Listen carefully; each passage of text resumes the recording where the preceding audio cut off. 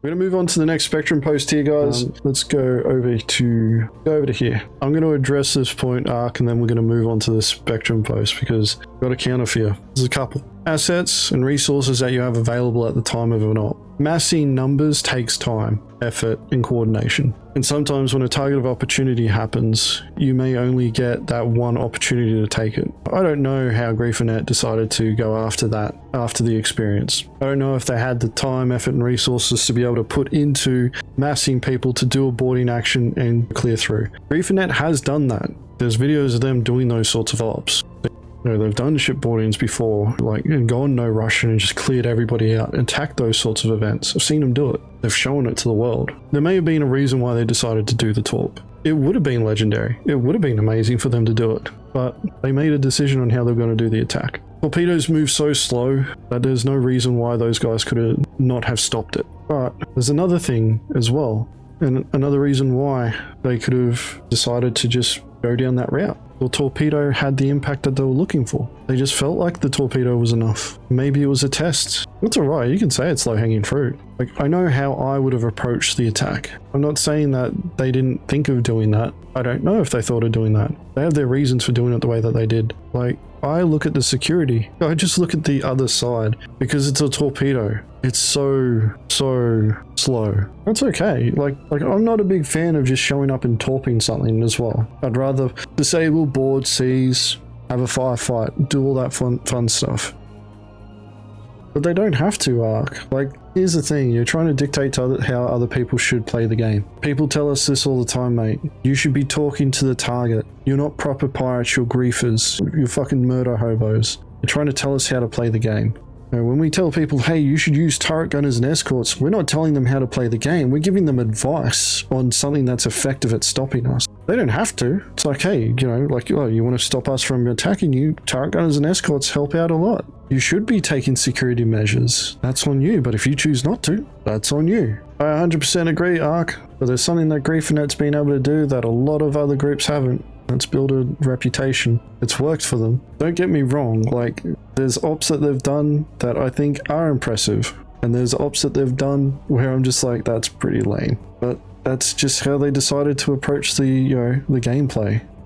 Yeah, it is. Like, you know, I'm still surprised that they're, you know, like, they still get upset when people make an assumption like, you know, stream sniping and things like that, even when they claim that they're not. Like, well, you've got the rep for it. You don't have to deal with it. Anyway, as I said, I was only going to address Ark's point. We're going back down this pathway, and I want to move on to this. We've got like 20 minutes until the next ad break. It's a good topic though. I might actually turn like what the discussion that we've been having into its own video. But let's read this heartfelt message to CIG from Perplexed 000. We need an agent's herder. It's you guys in chat. Your fault. I need to like put an alarm clock somewhere. Heartfelt message to CIG. As a middle-aged space dad with disposable income, I'm pretty sure I make up the Gaussian mean of what your target audience is, at least when it comes to keeping the lights on. I sat down a few months ago with the goal of getting into a good space sim. I did my homework and avoided the hyperbolic rhetoric around most of the contenders toward narrowing things down. Played No Man's Sky for quite a while before, but was tired of the procedurally generated stuff and cartoony graphics. I started playing Elite Safety and Star Citizen at the same time to see which would hook me best. Star Citizen won by a long shot. I love the detail, the mix of space and ground play, and of course the ability to go from bed to space with every aspect in between as a playable part of the game. I like the ethos, the player base, the community. Once I was a few months in, I decided that I was comfortable with supporting the project a bit more, and I pledged a C1 and also got my 13-year-old son his own account. That's how it starts. My kids all have accounts, by the way. I have 3. None of them have played them yet. Though my son was utterly uninterested after playing for a few hours, let that be a telltale of what's to come in the generational divide, food for thought.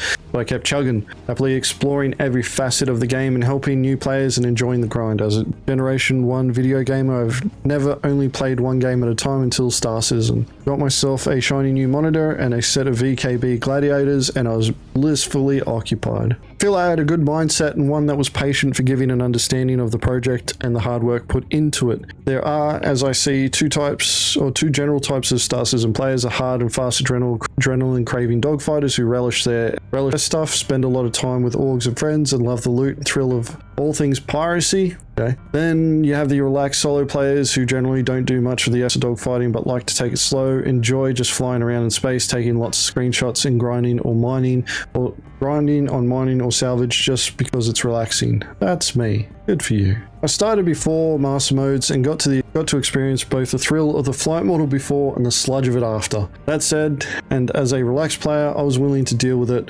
Not my lane, so to speak, but I sympathize with those of the adrenaline varietal. I was happy with the recent patches and watched as the gameplay got better, the bugs decreased, and things were surprisingly smooth. I even played on the PTU for the first time in anticipation of the cargo patch.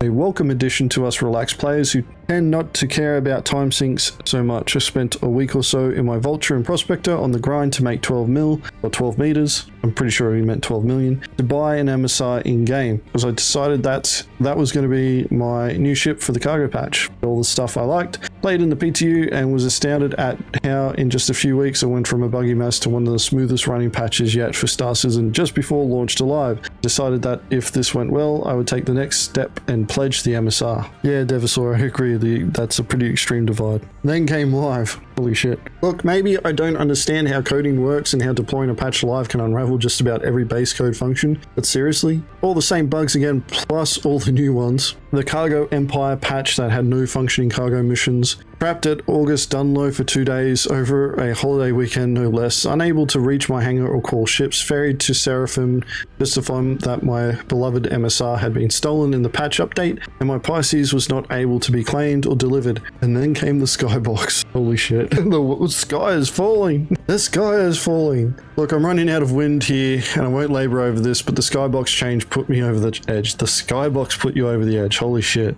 I'm a very patient person. You have to be to play Star Citizen, but I really can't tolerate poor decision making and being tone deaf to your backers. You brought a sledgehammer down on the hard and fast players with master modes, crippling their experience and sending them away. You've now done precisely the same with the relaxed players like me in changing the skybox. No one wanted this. Somebody screenshot what Dare VHS just said. I think that's the only person that's ever said they like the new skybox. I have proof. I'll submit it to CIG. They can use it as their evidence. I personally don't care about the skybox. Like, if they changed it, they changed it. If they hadn't, I didn't even notice, to be honest. That's how much attention I paid to it. No one wanted this, there wasn't a problem, and I'm shocked that this was even deployed. I'm not patient enough to put up with that and too selfish to now be the target of the sledge. The crippling changed the ethos and experience of the game for me, so my wallet is now closed. No MSR pledge and not a dime more from me. I'm frustrated and so are a great number of others. If a backer like me does a 180 after months of dedicated and enjoyable play, please take the time to reconsider your current model and behavior. I wish all the best for SC and love the project, but too much time is being spent on new ships, new features, new revenue.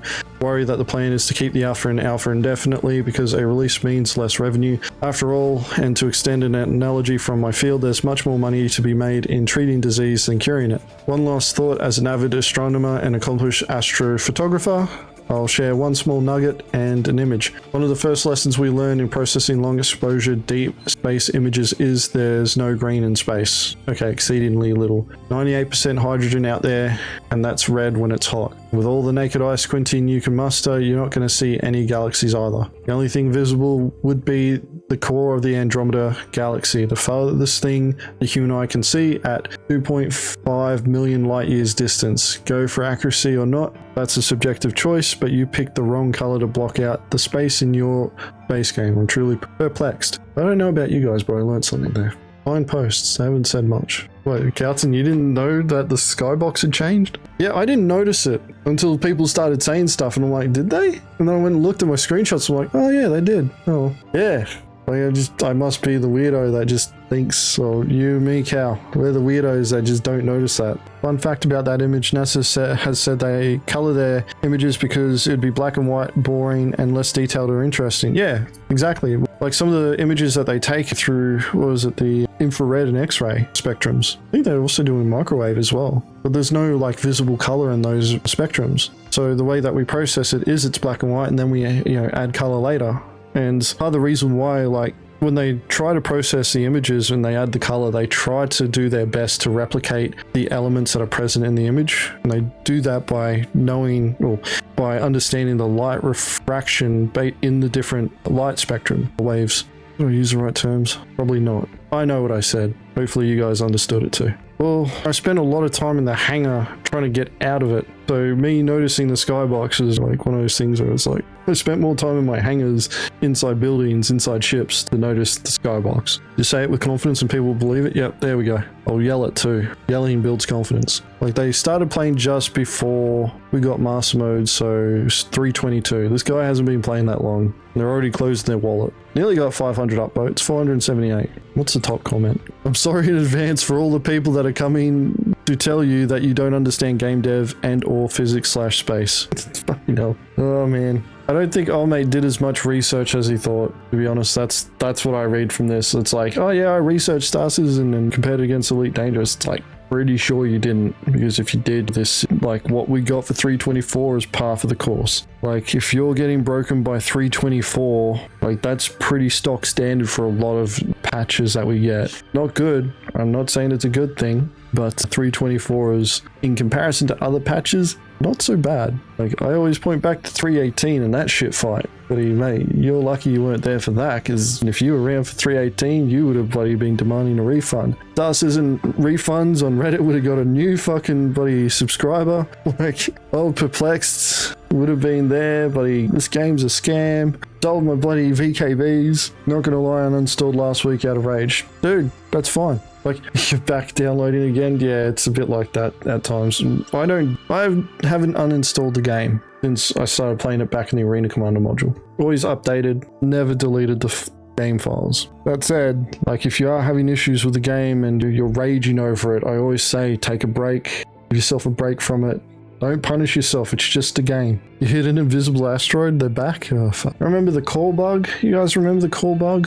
Players would use it to find your position. You could just do a direct call and get your party marker and be able to jump to your position. Remember that? Bounty hunters would use that one. Invisible ships, invisible asteroids. What was it? There was a bug in the 2.x series. I don't know exactly which patch, but there was a bug where your ship would be flying around and randomly explode. We still have that now, but the reason why it was happening back then was because there was like a little item that was just floating around in the geometry of your ship. You couldn't hear it, you couldn't see it. It would just spawn with the ship and then detach. And it would just bounce around in the ship until next minute you exploded. And what was happening was that little item was just banging against your ship enough to do like 0.1% damage. And it would do it long enough after a period of time and it would destroy it. Serious debugging. CIG told us about it though.